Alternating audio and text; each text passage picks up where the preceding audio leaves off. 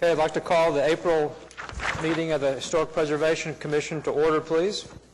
On the back of your, well, first of all, we need to call the roll. I'm sorry. Katie?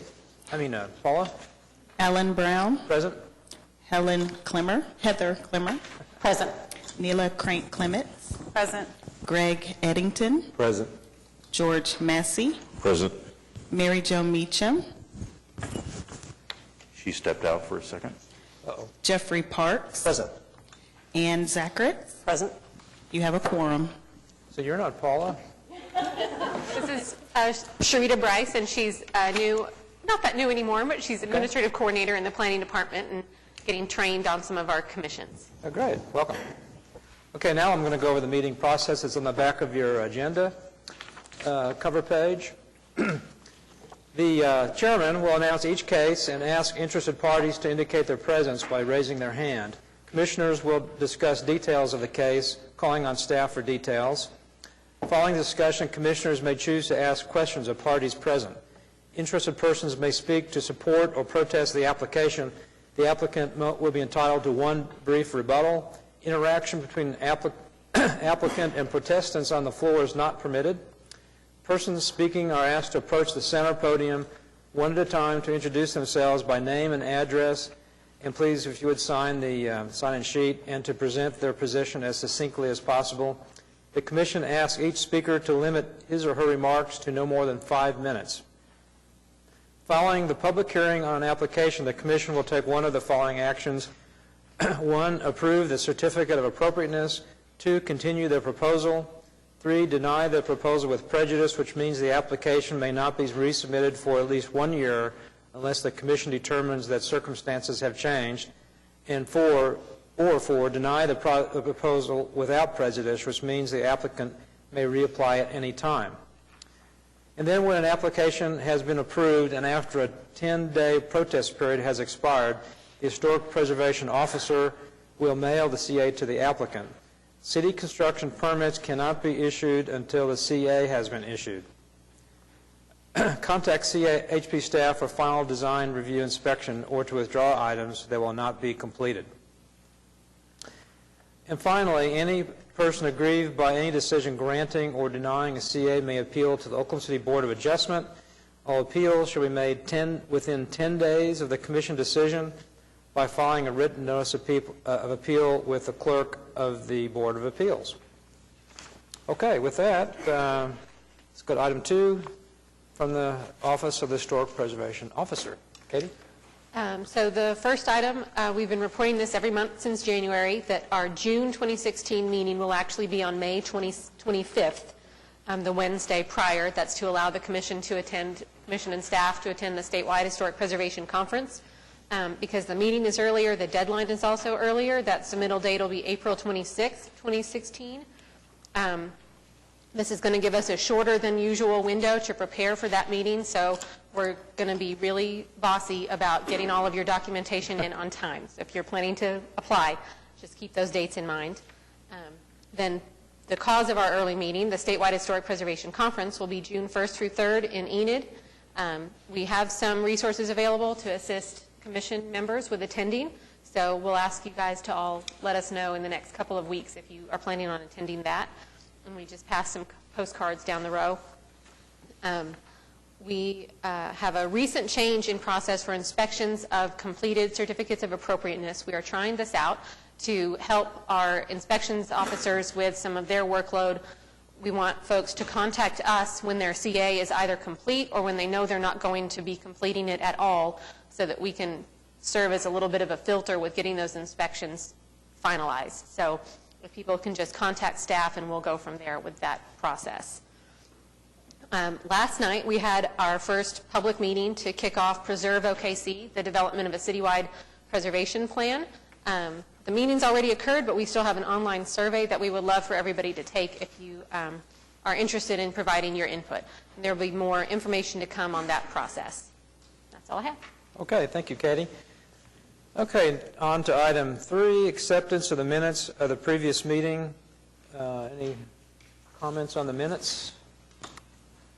Move to accept.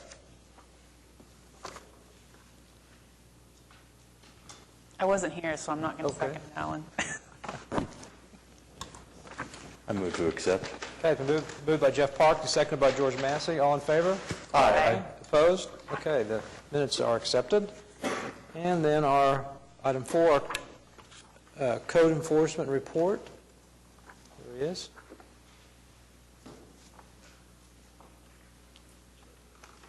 Inspector Cobb, City of Oklahoma City. Do you guys have any comments or questions for this month? Questions? What's your name again? I can't hear you. Joseph Cobb. Joseph, okay. Nice to meet you. Nice to meet you. Welcome. Looks like no questions. All right. Thank you. Okay, thank you. And going forward, item 5, continuance, announcements, and requests. We have one requested continuance to the May 4th meeting, 16-22. Okay. Does that require a motion? Yes. Okay, move to continue HPCA 16-00022 to the May 4th meeting. Second. Moved by Jeff Parks and seconded by Ann Zakowicz. All in favor? Aye. Opposed? Okay, continued. And moving forward, 2 public hearings. 6. Katie? No dilapidated structures this month. We have one National Register nomination. Linda Ozan and Stephanie Ballard from the State Historic Preservation Office are here to answer additional questions, but we'll quickly present the nomination. This is NRHP 16-00001. We've started giving them case numbers so we can track them. Very exciting. Number 1. Yes, number 1. At 601 Northwest 23rd Street, consideration and possible action on a resolution recommending National Register nomination of Mutual Savings and Loan Association building to the Mayor and City Council, the Oklahoma Historic Preservation Review Committee, the State Historic Preservation Office, and the Keeper of the National Register. And this is, you'll all recognize this building. It's on 23rd Street, right in between several of our historic districts. It is nominated under criteria, this is architecture, right? Under for its architectural significance. It's was built as a bank building, and as banks were moving from downtown out to address more kind of suburban, auto-oriented populations. So it's on the north side of 23rd Street, so you could hit it on your way out from downtown in the Capitol out into your suburbs. It's gone through a really interesting evolution from the first design that you see there. Then they added on a drive-through and then completely renovated the building again. And the renovation is actually the version that we see now being nominated to the National Register. There are some really fascinating advertisements and stuff just looking at the development of the building, talking about pull in your car without the trouble of dressing for downtown, that I thought was tells you so much about that era. But this property intends to use historic tax credits for a rehabilitation. Okay.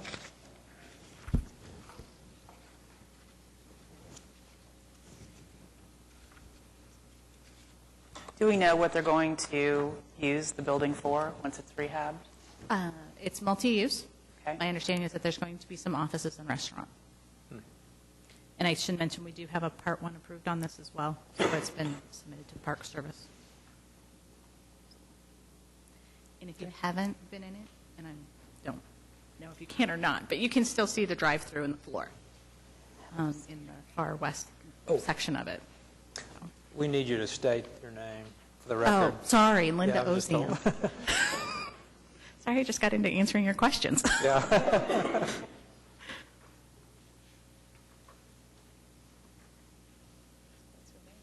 Did you just say it? Okay. Yeah, I We did. were talking while you did. What? Don't ask me a question and then talk over me when I answer. We didn't hear it. Sorry about that. I wonder, will the night depository box stay? I'm sorry, what? Will the Oh, night depository box Yes, stay? it will stay. Okay. All the elements that are identifiable as the bank will stay. Okay. Okay. Well, I recommend the nomination of the Mutual Savings and Loan Association building to the mayor and city council, the Oklahoma Historic Preservation Review Committee, the State Historic Preservation Officer, and the keeper of the National Register, and adopt the resolution provided as part of the staff report. Second. Okay, been moved by Neela Clemens, second by Heather Clemmer. All in favor? Aye. Opposed? Okay, we have recommended that. You will have an additional nomination next month. I will meet your deadline. Number 1. Okay, consent docket. We have 6 items on the consent docket. The commission can certainly pull anything or ask questions if there's anything that you're concerned about. Anybody?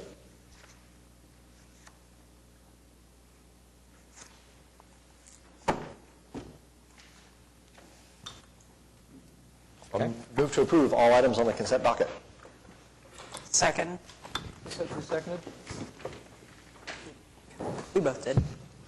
Okay, moved by Jeff Parks and seconded by Ann Zacharitz. All in favor? Aye. Opposed?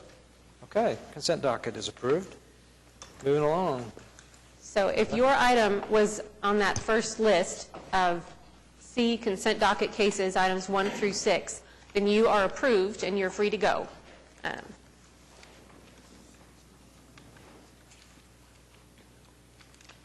Okay.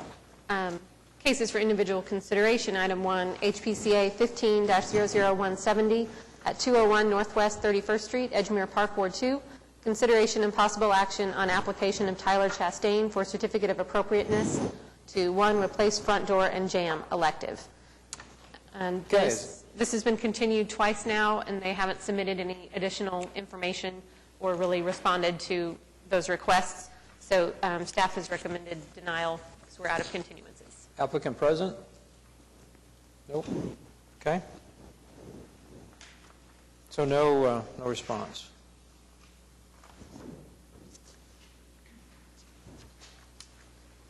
Since we've had no response, I recommend denial of HPCA 15-00170, item 1, to replace front door and jamb without prejudice, with the specific finding that the proposed work will have an adverse effect on the historic character of the district or property, is not consistent with the provisions of the guidelines, and is not in compliance with the relevant sections of the Municipal Code 2010 as referenced in the specific findings in Section B of the staff report.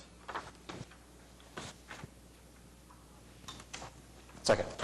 Been moved by Neela Clemens and seconded by Jeff Parks. All in favor? Aye. Opposed? Okay, the item is denied without prejudice. Next. HPCA 16-00003 at 631 Northwest 16th Street, Mesta Park, Ward 6. Consideration and possible action on application of Ralph and Susan McCoy for certificate of appropriateness to 1, install dormer on back of house required. The commission reviewed this 2 months ago and asked for some additional information about the dormer, raised some concerns about the design and the materials. The applicant has submitted additional roof plans as well as photographs of similarly designed windows on other structures around them, but at this point has not proposed any changes to the design or the materials. Okay, applicant present? Okay. The So, reason for the continuance was that the commission recommended designs to the materials, right? And maybe location of the dormer. Is that correct, Katie? That was one of the concerns that was raised. The materials are, the siding materials are ones that we don't typically approve on a historic structure, and there were concerns about the design of the roof line compared to the historic dormer on the front of the house, and the window proportion. the window proportions. The neighborhood, we received comments from the Neighborhood Review Committee, and they did recommend approval on the condition that the materials be changed to materials that meet the guidelines, but we haven't had any response from the property owner that they would be willing to do that. You're recommending continue. Staff is.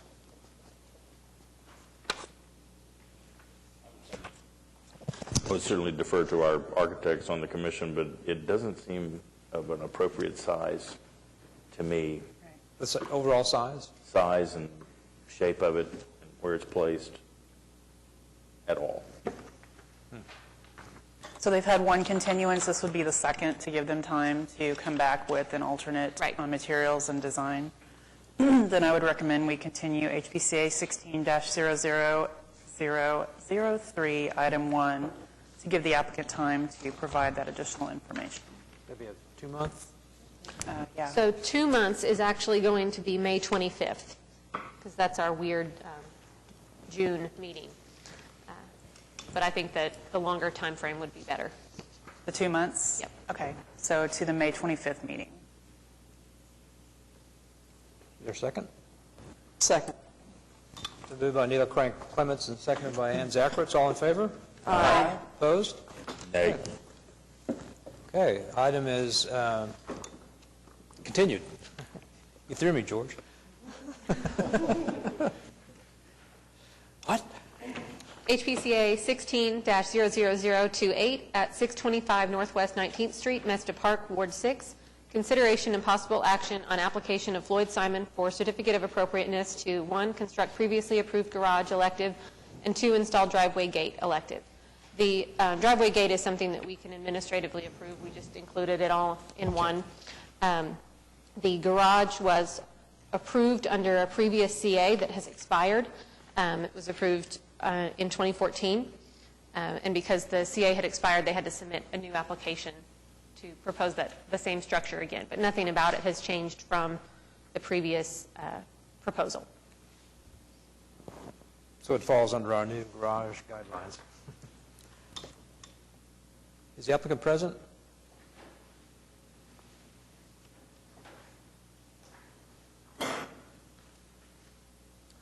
Okay, welcome. Floyd Simon.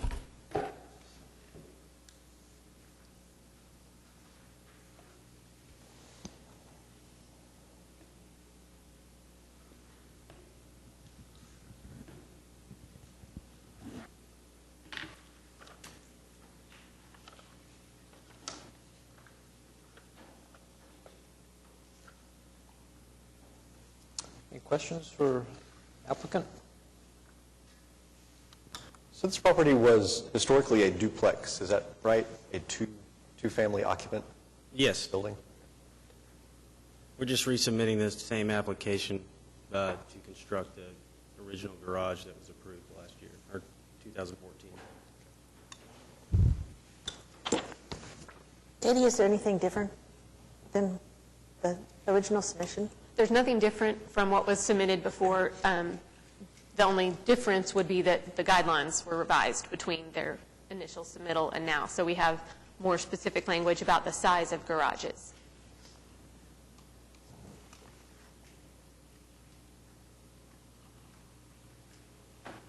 So Floyd, I assume it's being a condominium, 2 condominiums, correct? That's correct. And the slab and driveway's already been poured, just the actual structure hasn't been built yet. Mm-hmm. So the size of the slab for the 4-car garage is already there.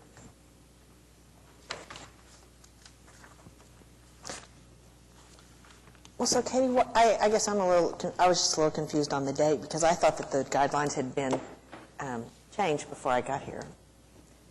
And this one was, I got a copy of the minutes from the meeting.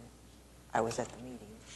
So that was just The point in which the guidelines went into effect, July 31st, August 1st, 2014. And this, yeah. But we based the review on which guidelines applied was determined by when they submitted their application. Okay. So I think the application came in before those new guidelines went into effect. So we had a little buffer period there of a couple of months where we were reviewing some things under the old set and some things under the new set. When was the garage size restriction added to the guidelines? Was that part of that at the same time? Right. That was summer 2014. Okay, So it was same right time. after this. So that.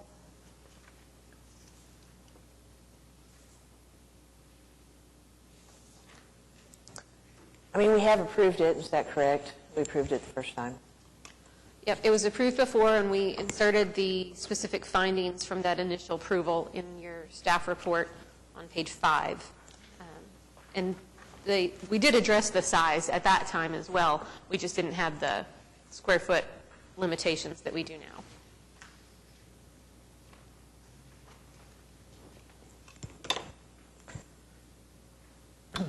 So this is a reapplication then because it didn't get done under the first one?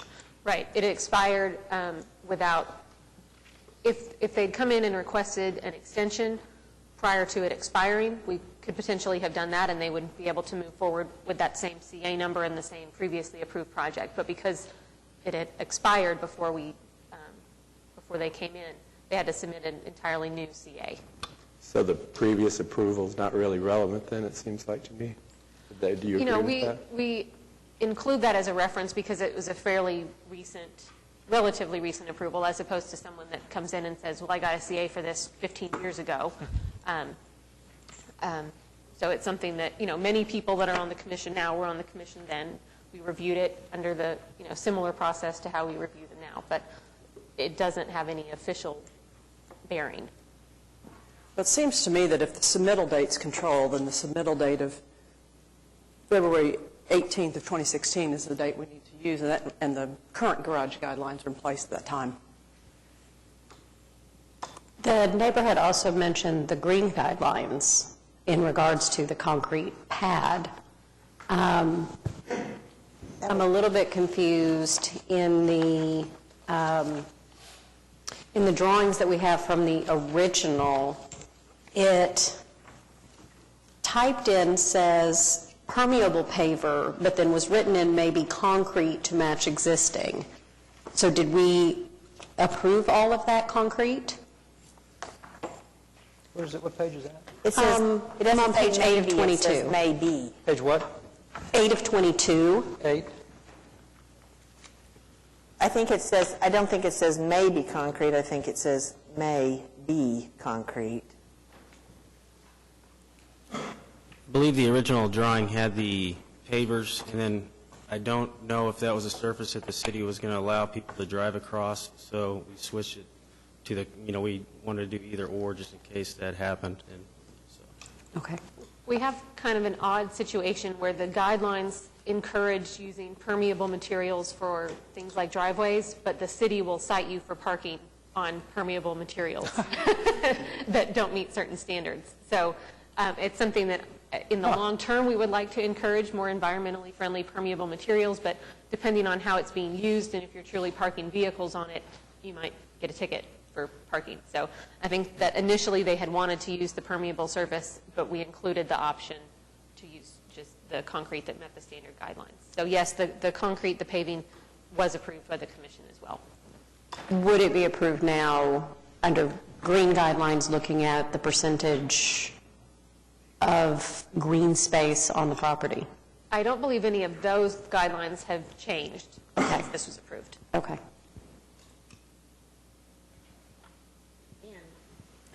Some of the project was started according to those guidelines and is partially complete. And I'll just add, some of the large amount of paving, as the applicant stated, is for where the garage is supposed to go. So part of that area would be for the foundation. I wanted clarification on the record since that was a statement that was in what the neighborhood association had mentioned. Would anybody else like to speak on this? Come on up if you want to. You can go to this one, I guess. They have a lot of emails here. I'm Rhonda Woods. Me and my husband own the property next door at 621 Northwest 19th. I sent you a letter. Did you guys get the letter? Did anybody read the letter? I mean, that's why I'm here. I'm concerned about the amount of concrete that's all over that backyard. I mean, there's not any green space left. When they put up the garage, you're not going to be able to see that little coffin space there. The garage in itself, I believe, is inappropriate. There was never a 4-car garage there. It's a duplex. I went out and walked Mesta Park. It took me about 4 hours, but I went up and down the streets and I counted duplexes, fourplexes, eightplexes. And as I stated, I guess I'm repeating myself, but the only places that have a 4-car garage are 4 apartment buildings or 8 apartment buildings. I'm just concerned about the general size of that. I know, I saw the drawings, it looks great on paper, it looks, and I'm very happy that they've taken this on and have renovated this property, but I'm just concerned about the size of this garage, and how it's going to affect other places down the line. If it's okay to come into a duplex and put in a 4-car garage here, is this going to be the new norm for the neighborhood? And if this is the direction we're going, I'm not sure that I like that. I like green space, and I don't like a lot of concrete and buildings. That's it. Any questions for me? What would be your suggestion, knowing that this would be possibly two families with 2 cars each? What would be your suggestion to them if it was a 2-car garage and their other car? Would that be on the street, or would that be the best option in your mind? We all prefer that it not be on the street, but I know just putting in a 4-car garage back there doesn't guarantee that people are going to park in it. I've got a 4-plex right across the street from me over there at 620, and there's a parking slab in the back behind its space, and nobody parks there. They all park on the street. So I don't think there's a guarantee that just because you put the garage in there, you're going to have people parking there. It's also really tight. I don't see cars unless they're those little bitty Fiats moving in and out of that space that they've got for cars to actually pull in and back out of that. And then if they add an extra fence onto it, I just don't see people using it that much. So I think that parking on the street is still going to be a problem. I haven't had the opportunity to see their covenants and restrictions, which I assume they do have for this property, Floyd? Right. I don't know, there may be something addressed in there that parking should be in the back, or has to be in the back.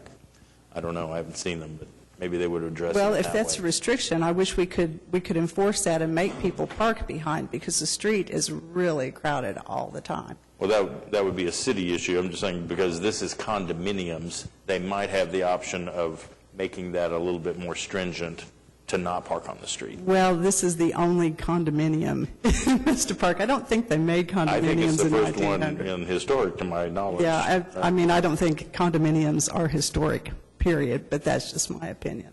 Like I said, I'm very happy to see that the property's being renovated. I think that they've probably done a really good job on the inside. My only objection is all this concrete and this great big building in back, where historically duplexes had 2-car garages. I counted them. There's 38 of them in the neighborhood, and they all have 2-car or 1-car or no garage at all. There's not a single duplex that has a 4-car garage. Were you aware of this application the last time? No, I was 14? not. I did not receive a letter last time. This is almost 2 years ago. This property went under construction, going on 2 years now. It's been under construction for this amount of time. It's been a process, not always a good one. Never is. No, it's not. But this has been a mess, and it's been a long mess.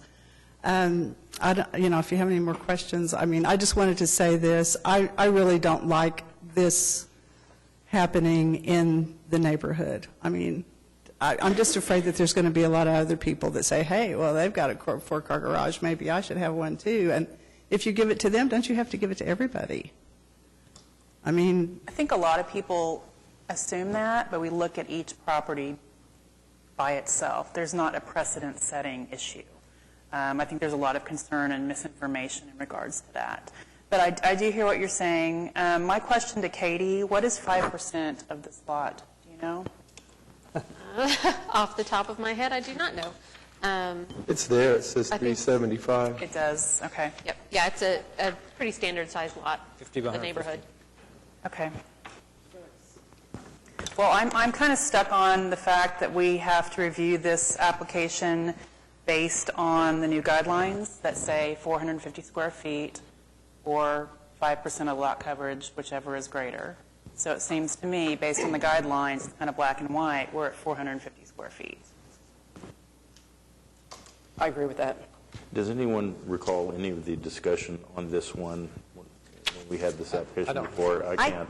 I requested a copy of the minutes from the meeting because I felt like this was an unusual situation. And after reading the minutes, I mean, we clearly went over unique circumstances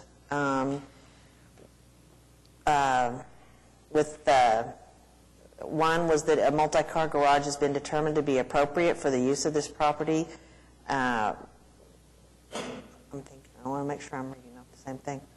So under the findings that this property is unique and that it is a multifamily structure, that the multifamily garage structure has been determined to be appropriate, that the width of the proposed driveway is necessary to, because there was an additional width there. So, I mean, based on that, and I mean, I feel like that we've given. It just doesn't. I don't really see understand our reason for denying after we've already given permission on the same guidelines. But we didn't have the square foot limitation then.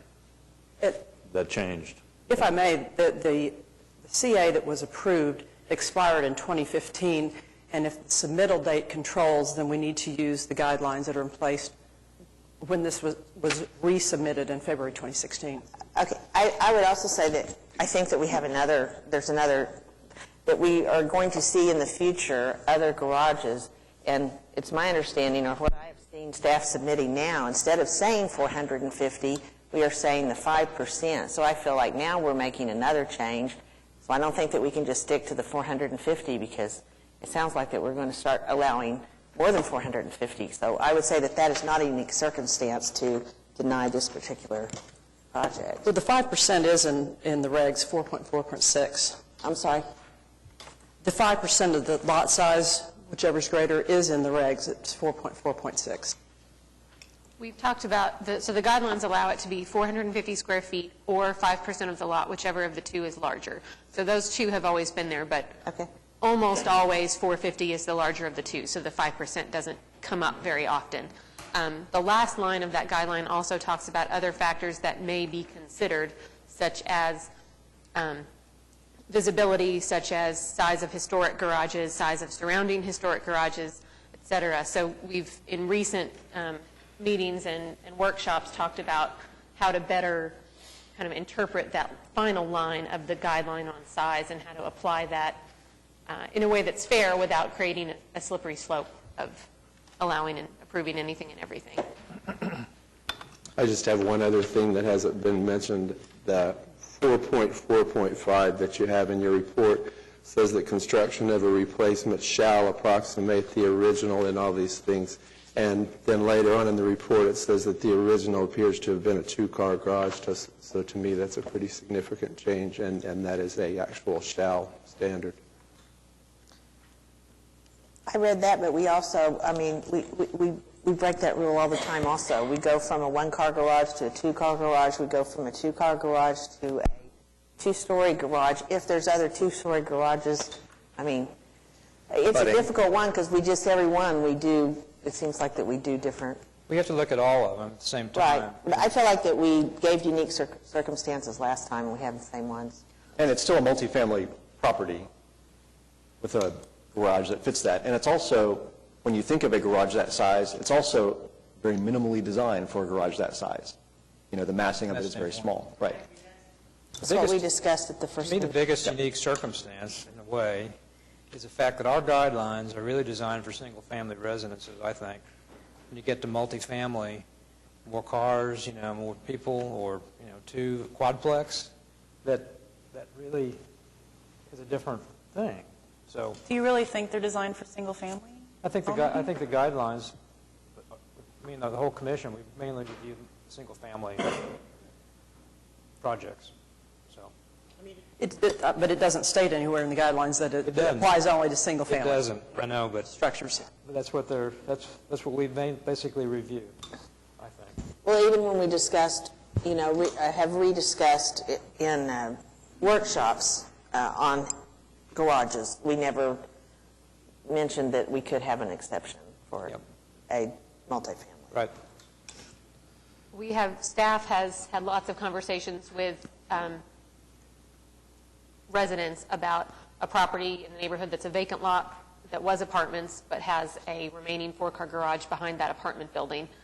The condition of that is questionable, and we've had a lot of people ask us, if we were to build apartments there, if that garage was to go away, what could we put back? So I do agree that I think the guidelines don't clearly call out or separate, here's how we would treat a larger multifamily structure versus single family.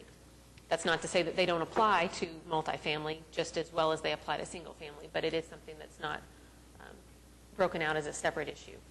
I was also going to just note that 4.4.5 is a shall, but it's a shall with kind of a subjective word right after it, which is approximate. It doesn't say shall replicate. It says shall approximate. Now, staff generally interprets that pretty conservatively as far as what we mean by approximate. But that is something for the commission to discern how closely something needs to match the historic appearance for us to still consider it to be approximating. I'd like to state that the development of this project encourages home ownership in historic, which I think is a very positive factor. And to me, in my opinion, this is not a multifamily anymore. It is 2 single-family residences, for whatever that might mean. George, it's a single structure it's a duplex, 2-family, that's multi. So it's not a single family, put it that way. It is not it's 2 single-family homes. In one structure. Mr. Massey is correct. It's legally 2 dwellings. It's not a duplex anymore. Because of the ownership? Yes. Okay. But, you need to. I'm sorry, Marva Ellard, 1521 North Chartel. I keep getting reminded here, so sorry. So when we talked about this originally, the thought, like Mr. Massey said, was that the upstairs and the downstairs would each have a 2-car garage, and we built it as a 4-car garage to try to keep it as small as we could. I agree with Mrs. Woods that it is large, but the endeavor is to get people to buy things and live in them as owner-occupants rather than to keep some of these properties as rental for the rest of our lives and into the future. And we see on a regular basis people that want smaller properties. They don't want to live in 7,000 square feet their whole lives. And so we were looking at single professionals, young couples, empty nesters, and so we were trying to provide a for-sale product for that market. So that's how this design came about. And we would like to be able to offer each buyer of each unit 2 covered parking spaces off the street. So that was the rationale to this. A lot of new wrinkles in this one. I've been involved with 2 or 3 duplexes in historic, in HP, that were converted to single-family homes. And they received the owner's accolades from everyone around the home because it was taking out another multifamily and turning it into a single family. So that's why I'm kind of encouraged by this, and I'm awkward at best with the fact that it was approved before in light of these circumstances that it is 2 single-family dwellings at this point, in my opinion. If we just hadn't missed the deadline, we wouldn't be here. All right. Anybody else? Or a motion? Anybody else like to speak? I make a motion to approve HBCA 16-00028 with the specific findings associated with the original application. That this property is unique in that it is a multifamily structure, that a multi-car garage structure has been determined to be appropriate, and that the width of the proposed driveway is necessary. And that's cut off there, but I think it's necessary for the turning. I don't remember what I said. Turning radius, For the radius, is that correct? I would assume. It's that backing up space. From the what? Current staff report. I thought that was the...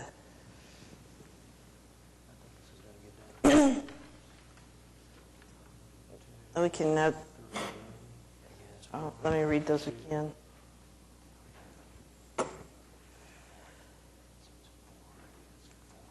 Okay, the specific findings, I'll use the ones in the current staff report. Number one, that the proposed garage meets all relevant guidelines for materials at new construction of garages. Two, that the proposed garage was previously approved by the Historic Preservation Commission. It's not identical. Let's see.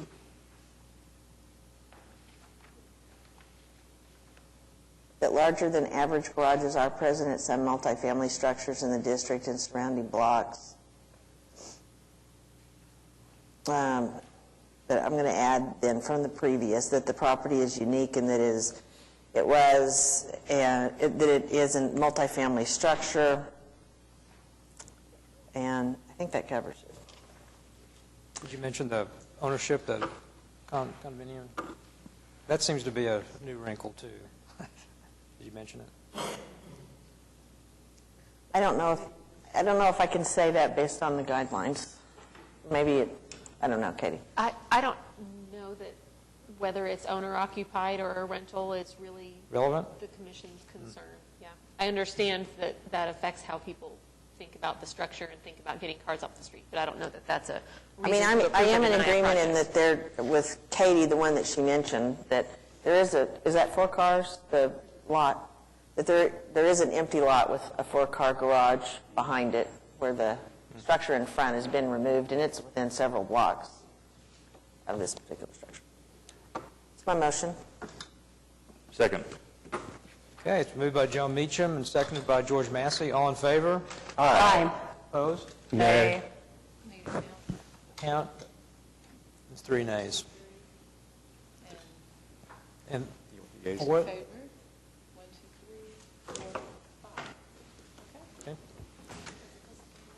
Yes. Okay, that's interesting. Thank you.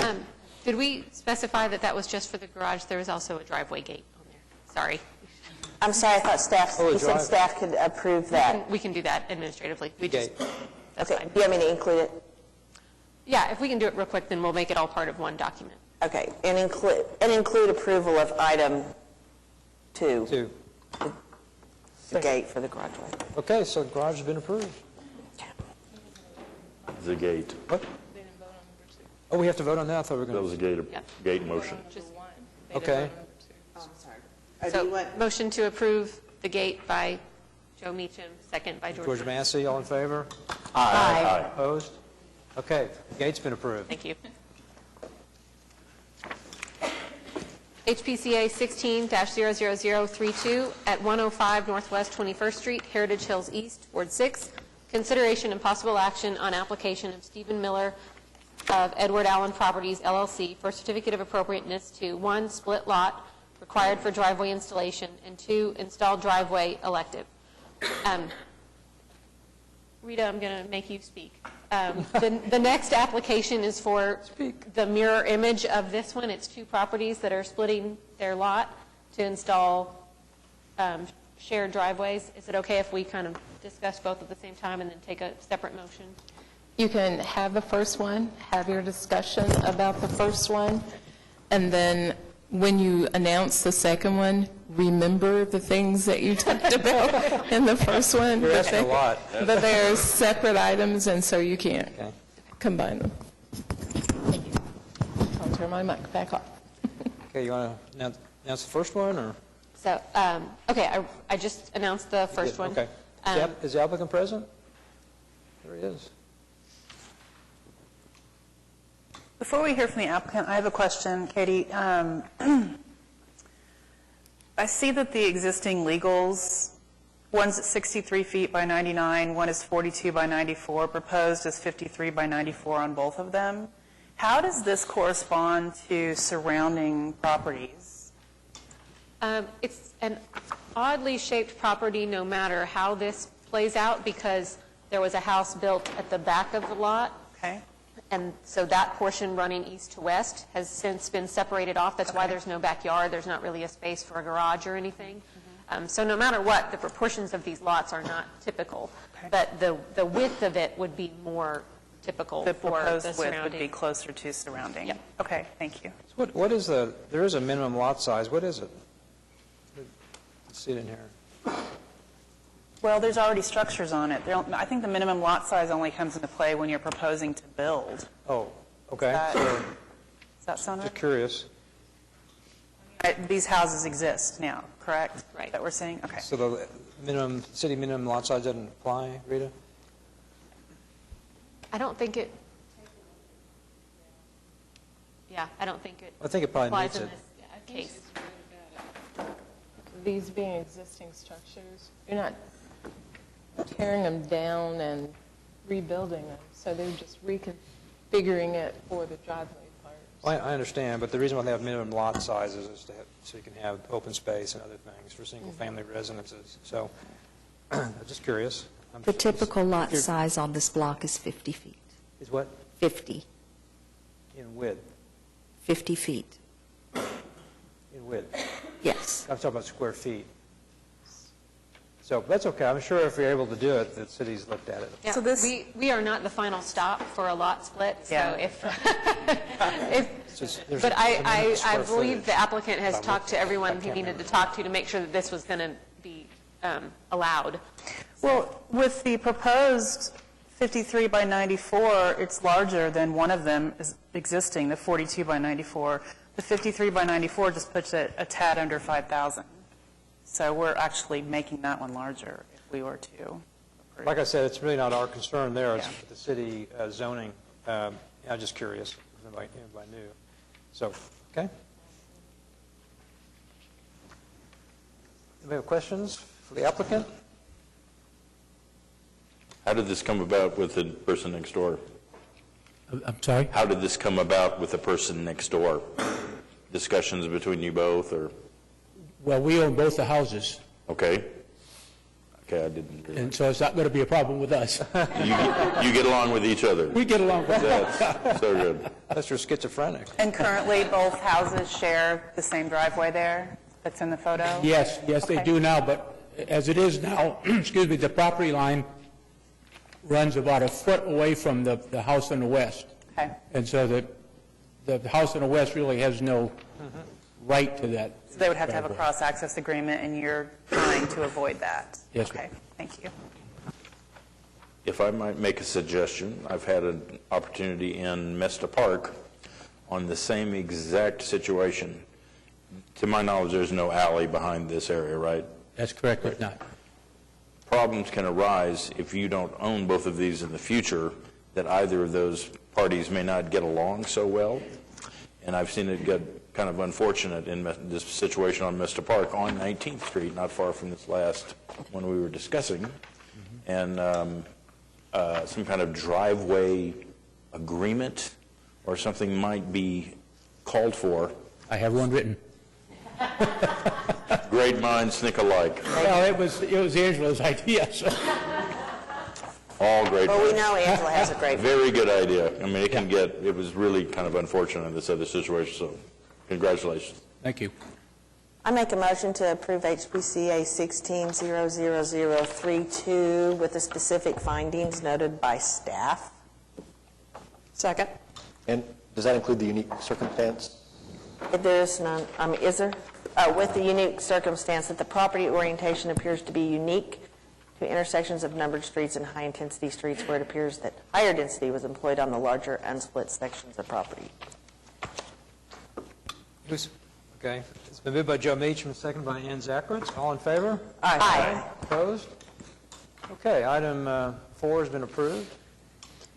And we can remember what we did on item 5. HPCA 16-00033 at 101 Northwest 21st Street, Heritage Hills East, Ward 6. The same as before. Ditto. As this one appears very similar to the one that we just approved, I would go ahead and make a motion, unless there's any comments, to approve HPCA 16-00033 with the specific findings noted by staff and the unique circumstances noted by staff. Second. Okay, it's moved by Joe Meacham, this time seconded by Jeff Parks. All in favor? Aye. Opposed? Okay, you're approved. Thank you very much. Would have been something if we denied that one. Awkward. HPCA 16-00036 at 932 Northwest 16th Street, Mesta Park, Ward 6. Consideration and possible action on application of Gina and Brian Gates by Catherine Montgomery of Preservation and Design Studio for certificate of appropriateness to 1, demolish garage elective, and 2, construct garage elective. Okay. Oh, the applicant's here.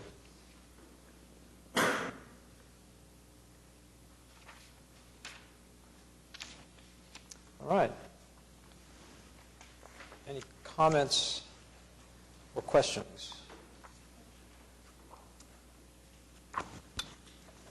My only comment I'll make, just because I am consistent when I vote on these, that standard about that if you replace a garage, it shall approximate the original. To me, a two-story does not approximate a one-story. I may be the only one who thinks that. And the other considerations only apply when you don't have documentation of the original, and here we do, so I will vote nay.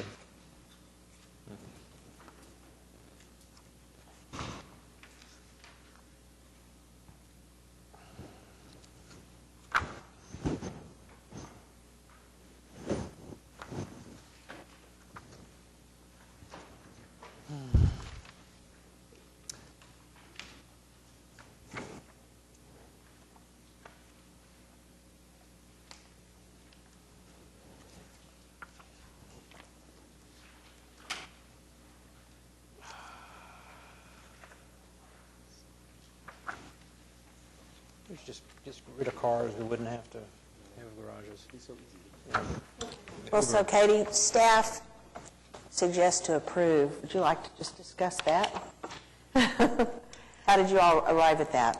So Greg is right. We have language that talks about approximating, that you shall approximate all these various characteristics of the historic garage. Would say, in practice, the commission has generally approved two-story garages, regardless of whether there was a two-story garage there historically or not, based on the criteria about abutting property owners and prevalence of two-story garages in the surrounding area. There is an abutting property with a two-story garage, and there are numerous two-story garages on the surrounding blocks.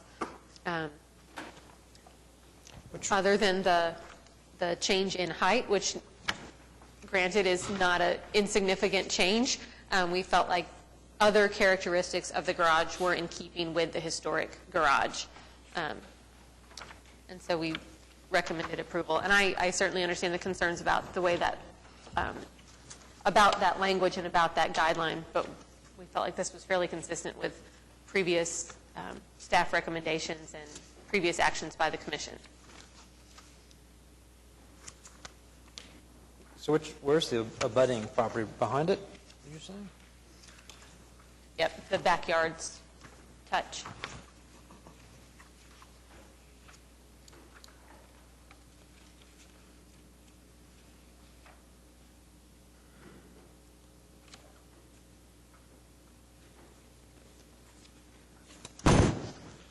Oops.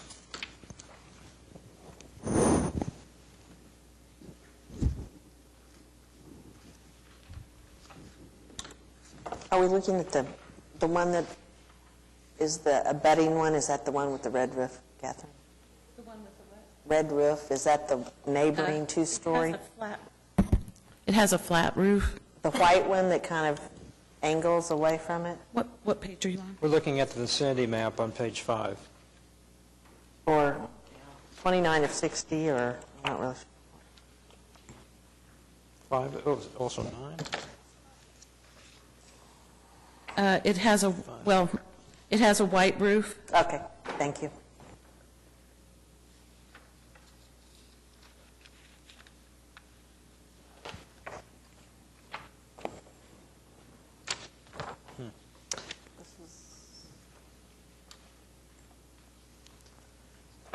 So is there a comment from the neighborhood on this particular The comments from the Neighborhood Review Committee recommended approval. So it's really hinging on the abutting property clause. Before long, everyone in Mesta Park that wants a two-story garage will be able to have The a more you two-story build, the garage. more you can It's a build. domino effect. If you keep building, then everybody will be able to Yeah, have sooner or fun, later. because they'll all be. The only thing I'll say about Get to my that house is someday. that the thing about the abutting properties is not in the guideline, the one that's the standard that says it shall approximate the original. It's in a different one, and that's why I don't think it applies. Which number is that, Gray? The one that has the shall is 4.4.5, and it just says it shall approximate the original. And then the exceptions and that sort of thing are in other ones besides that.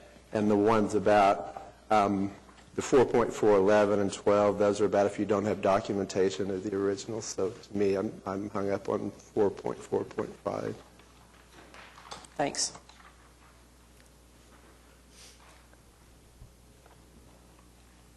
Of course, we've been here before on this issue, and because we're kind of now consistently going to provide an interpretation of each and every guideline that applies to garages for the particular case that we're bringing forward. So we've done that on pages 56 through 60,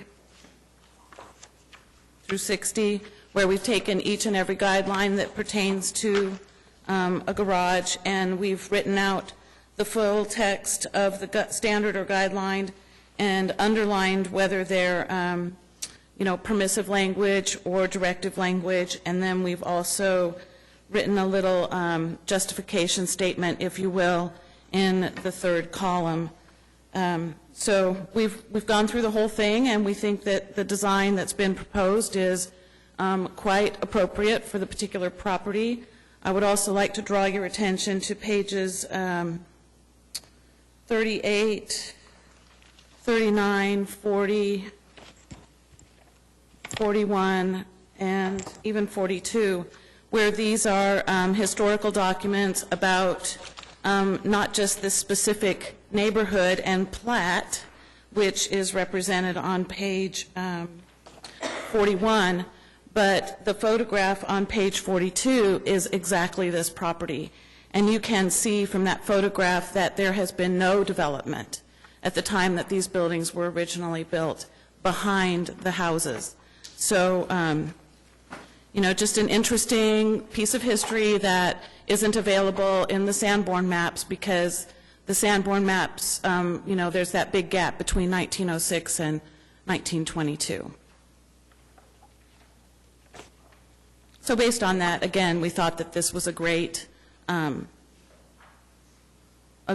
solution for this particular property. I'm given to making a motion to approve because it seems like that people have come before us, they wanted a two-story garage, and then we told them, well, if you'll go find two-story garages, then you can have it, and they've come back, and then we've allowed it. That's kind of what I feel like we've been doing. Is that correct, Katie? That is generally how staff directs applicants when they ask about two-story garages, that if you've got abutting property owners with two-story garages or prevalent two-story garages on your block, on surrounding blocks, then you've got a shot at a two-story garage. I have to take issue with that as far as what the commission has done, though, not what staff has done. But we have listened to that sort of evidence, but it's about whether you can go over the 450. At least the meetings I've been to, and I've been on here a little over a year, that's what all those have been about. I have never voted for one, and I don't recall everybody voting for one to go from 1 to 2 based on the surrounding We just had structures. one in the last 2 months, the little one. I wasn't here last month, so I may have missed it. But, then we have gone the opposite direction, because in Crown Heights, we did not allow a two-story garage because there were no two-story garage. They went out and did a survey, and there were no two-story garages, the house that was next to the church. We allowed one as in part of that. Edgemere Park, too. On What? Edgemere Park off of Harvey, that's being finished up. So, So it's not, that has, I don't know if it's written, but it seems like that has been what we have been using. My goal is to try and be consistent. It's difficult. I mean, based on that, I'm going to luck. make a motion to approve HPCA 16-00036. And this one. Well, okay, well, I'll go for the demolition first. Item 1, the demolition, with the specific findings noted by staff. Second. Okay, moved by Joe Meacham, and second by George Massey. All in favor? Aye. Opposed? Okay. Demolition is approved. So, item 2. I make a motion to approve HPCA 16-00036, item 2, to construct the garage with the specific findings noted by staff. Is there a unique circumstance at all, or? I don't, I guess not. they just have specific findings. Includes the budding property. And that materials proposed, and that, I mean, just with special attention to item 6, that the 2-story garages are present at an abutting property and on the block with heights comparable to that of the proposed garage. Okay, second? Second. Moved by Joe Meacham, second by George Massey. All in favor? Aye. Opposed? Nay. Okay, we need to count on that. All in favor? 1, 2, 3, 4. Okay. And then opposed? 3. Okay. Thank you.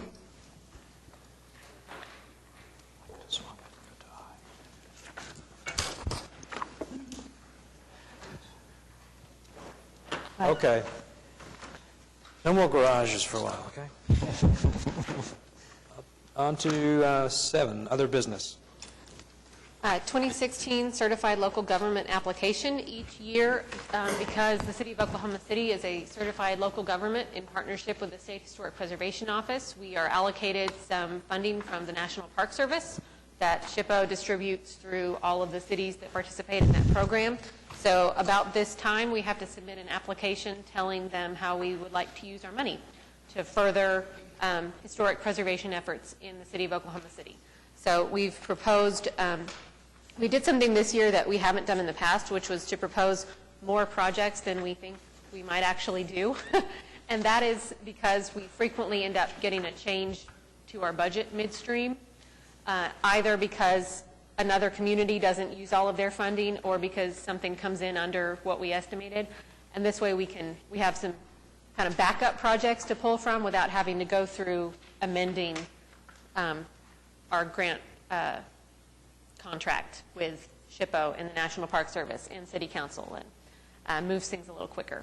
But we have proposed to do a National Register nomination, window workshop, training and travel for staff in the commission, develop a brochure about the historic preservation program to make available in print and on the website, and to continue and hopefully complete the Preserve OKC preservation plan. So of those, what are the top items, and then what are the ones that are kind of backup in case there's additional funding? So the backup is printing is always kind of a little buffer that we can always print more or less depending on how the numbers fall out, and then the travel and training that you can kind of find some additional opportunities to go to a workshop or something like that. Okay. So Great. let's see. I don't think we actually gave you an action to take, but what we need is a motion to recommend, it's the language there in your agenda, to recommend the subgrant application to City Council and authorize the chair to sign the application. So moved. Second. Okay, it's been moved by Jeff Park, second by Neela Clements. All in favor? Aye. Opposed? Okay, it's recommended. Thank you. And then let's see, our ex-commissioner, in absentia. She did stand us up. Yeah. Yeah. Reluctantly, we'll vote for it. Mr. Chair, would it be appropriate to FaceTime Ms. Bourne on the road she's driving today? She moved out of her home yesterday. Would that be okay? What did you say? Would it be okay to FaceTime Ms. Bourne so that she can be a part of this? Well, I suppose. You could hold it up. We could all talk to her. That's safe. If she has a wreck, well, her husband is driving. Okay. Her husband is driving. It'll take just a second. You can put it there at the podium with the microphone. We're ahead of time. Yeah. We sang happy birthday. While George is calling, we had a request to hear an item for which the applicant arrived late. And after discussing with legal, we feel like it's something that we can't do because if there was someone here from the public to comment on that item or to hear it or to participate in the discussion, they would have left at this point thinking that it had been continued to a future meeting. So that's not really fair from the standpoint of the public process. It was continued to the May 25th meeting. We can put it on for the earlier meeting, and we would just renotice for that date instead of putting it on for the meeting to which it was continued. But because we'd already passed that point in the meeting, and anyone that was here to hear that item or to comment on that item would have left thinking it was said and done for today, it doesn't seem appropriate to hear it after the fact. Which item was that? 16-00003. Okay.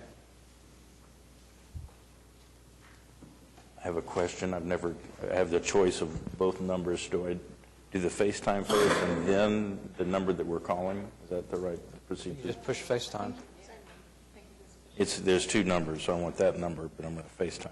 What do I do first? An IT consultant over here. I would hit the FaceTime.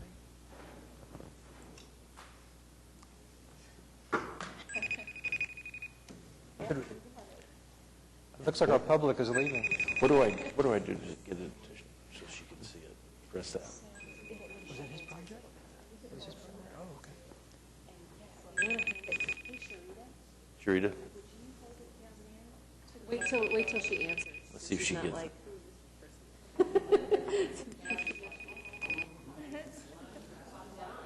It's just George. You'd think she'd be available if I'm trying to do this. Sometimes FaceTime doesn't work. Oh.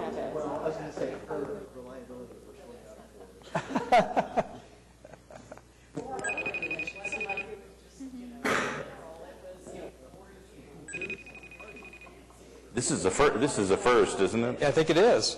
I'm very excited to be a New part world. of that. It may be the only time that's done.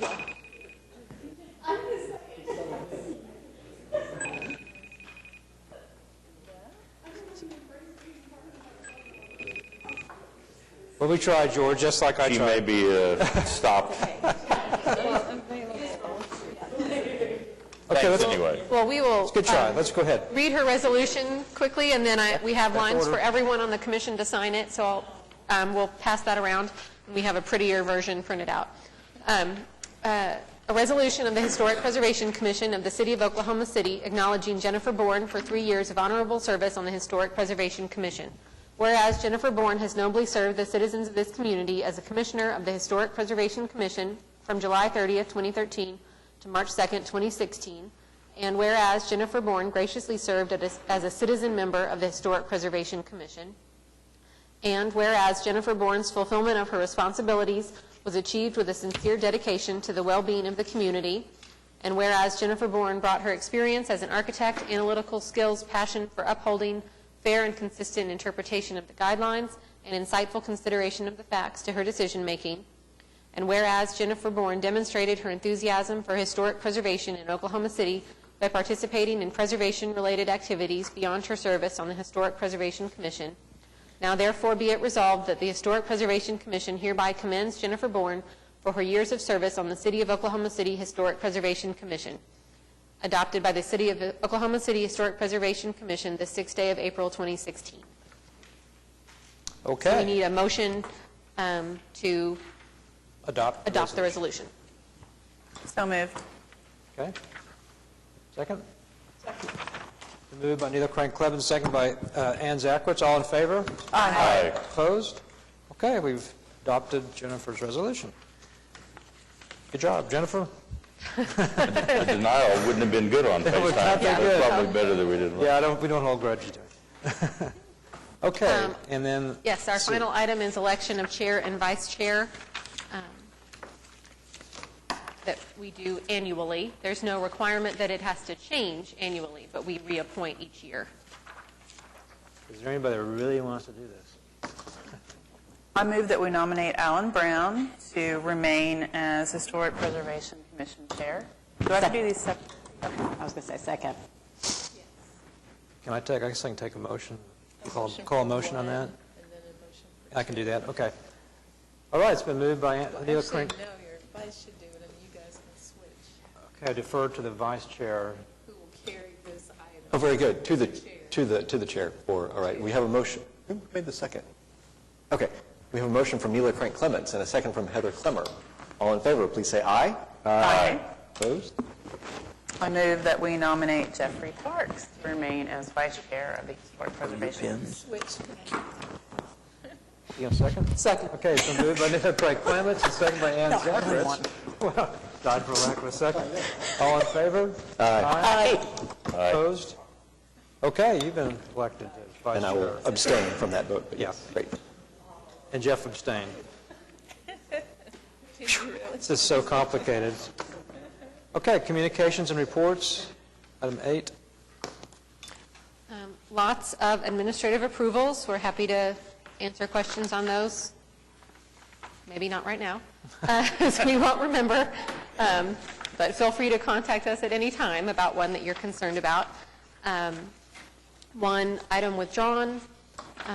Katie, on that item, are they just not replacing the sidewalks? And I mean, are they not doing the repair work that I think requires? they're doing a different way of going about the repairs without replacing the sidewalks. And they actually let us know months and months ago that they weren't going to be going forward with that project. And then when they got their notice that their CA was about to expire, said we withdraw it. So I think there were concerns from the neighborhood about mature trees and things like that that made them kind of reconfigure that project. One item administratively closed that did not submit requested additional documentation. And then nothing to report from our various other City Council, Board of Adjustment, Planning Commission. Municipal councilor? Nothing? Ad hoc committee, so I think we have a couple of property owners who are interested in pursuing landmark designation, but what we've kind of talked about is trying to get a batch to go through all at one time. May is sometimes promoted as Historic Preservation Month, so I think we might be back in a month to initiate. There's also one of them that the committee has discussed and that staff has discussed, but I have not actually shared that with people up the ladder from me, so I'd kind of like to make sure before we initiate them that others know that's happening. But we have some promising potential landmarks. So if anybody has anybody, Yes, next month is the month, so you have an owner that, particularly tax credit projects, although there's kind of, it's kind of turns out it's kind of a two-sided thing. If you are crazy about preservation, then you're interested. If you're thinking you might want to sell it in the future and you don't know what the future person wants to do to it, not so crazy about making it a landmark. So there's kind of a distinction after we just discussed different ones and why people want to be a landmark and then why people have told people no, they think that it might hurt the sale in the future. But we've certainly talked to people about the kind of the argument that if you have invested blood, sweat, and tears into a property to restore it and to rehabilitate it, you've taken advantage of the tax credits, but you don't think you're going to own it forever, and you want it to keep that historic integrity and to be preserved forever, then going through the process to zone it as a landmark will give you some of that protection. So there's your elevator speech. And the committee thinks it's particularly important to look at buildings that are not already protected by HP guidelines. So buildings outside of HP neighborhoods. that And have no even outside protection of our whatsoever. design review districts. Right. that Correct. Bricktown, Anywhere in the downtown. city. It doesn't necessarily have to be, it can be, doesn't have to be eligible for the National Register of Historic Places. It could be something that was more maybe important culturally to Oklahoma City. Well, based on Neela's comment, did you look at the list of, I kind of agree, if you, or Katie's, that if they went to the effort to get a National Register, take the tax credit, they Right. did you We've look at kind of that list? identified those as You have. our low-hanging fruit. But Right. those would be easy people to contact and say, Right. you just did this great preservation project. Wouldn't you like your building to be a local landmark? I think that, They that do, makes but sense. when they're doing it really is using it as a financial, more of a financial tool, even though they like preservation. Yeah. I'm saying some people see the tax credit more as a financial tool, and so they think, well, Isn't there a limit or a They could- length that they have to maintain? 5 years, or there are different things that you can do tax-wise, I think, and depending on what your loans are, that make that an extension, but they know that. I mean, yes, so there's definitely at a minimum 5 years that they cannot make those changes. The project has to be complete, Another- all the tax credits. Seems to be another prime candidate would be institutions, because they're not going to be trying to sell it usually for Right. profit. Right. So, like OCU, Yep, we've talked about that Okay. one. Yep. Joe, I know you have some involvement with commercial real estate. What are the objections to people buying, do you think, when they know it's a landmark? I mean, it would just be like buying in a neighborhood, I think. It's just the restrictions that, well, there's no restrictions if it was a landmark, yes, it would be restricted. It would be just like, it would be a design review. And that, I had a question about It that, would be Katie. anyway, though. It would be anyway, wouldn't it? What? It depends on where it is. It would be anyway, right? Well, If it was a property that was not under any kind of a design review district, that was not an HP or any other district, then if someone were to purchase it, they could do whatever they wanted with it, including tear it down. I have a question. If we make something a landmark that's not in a design review area and it's not on the National Register and they haven't done tax credits, then if they want to do something, what guidelines are we going to be using when they bring that property before us as a landmark to get permission to do work? We would use the same guidelines that we use now for HP districts. And we also reference I think in the ordinance as well as in the guidelines, the Secretary of Interior standards and guidelines for rehabilitation. So if we were to have something that was not, where our guidelines were not applicable, some kind of a structure that wasn't residential.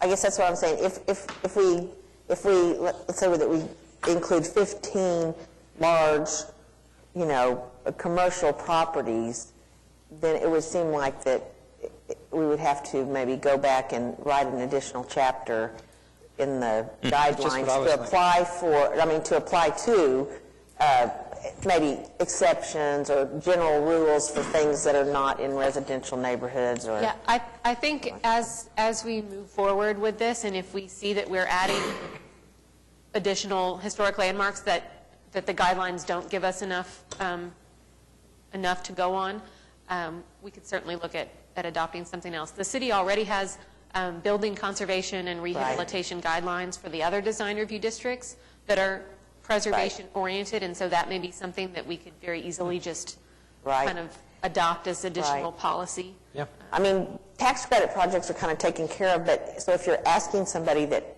doesn't have it on the National Register, that hasn't done tax credits, and they say, well, what are the rules? I thought about that, and I thought, well, what would the rules be? So. Right.